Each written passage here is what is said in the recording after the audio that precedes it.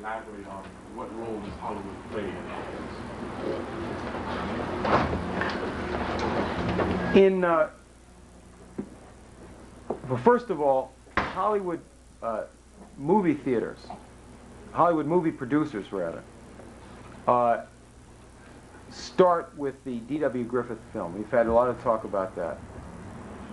And Sam Goldwyn and the other people at MGM promoted that movie. That's how they got their money. That's how they started in their business. They were themselves associated with Great Britain. The movie industry itself gets its strategy from British Empire characters who are over here constantly in the United States. One of them was Aldous Huxley. There are other think tank members and strategists who are involved constantly in the movies. What I would do more than that is call your attention to two facts. One of them is the financial structure of the film industry, where money to pay for movies comes from laundered drug money. And the entire drug money laundering apparatus in the world is British. It's entirely British controlled. The banking industry offshore, the coordinated gambling and dope money laundering is British control. We published a book about that. That's one aspect of Hollywood. The other aspect of it is, what do we see in our time, starting in the late 60s? We see a destruction of American culture, all right?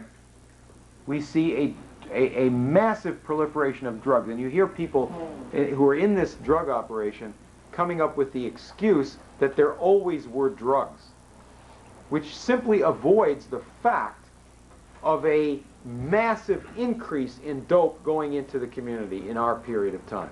It just avoids the fact of it. What launched that was a project American agencies like the CIA participated in. American doctors like the Scottish Rite in Boston participated in, psychiatrists from that, American institutions. But this is a British project called MKULTRA. It's run by the British special operations executive that had been involved in this type of thing since World War II. Aldous Huxley, H.G. Wells was promoting this before they, a long time ago. But the point is that the British had the idea that American society was too much oriented to the power of reason and technology. They criticized the space program, they criticized our technological advancement, and they ran operation after operation to bring here a new form of culture, which we got in the 1960s and beyond that. And you have to, that is what Hollywood really is today. We would never have tolerated what you have on the screen today. Horror movies designed to make you insane with fear.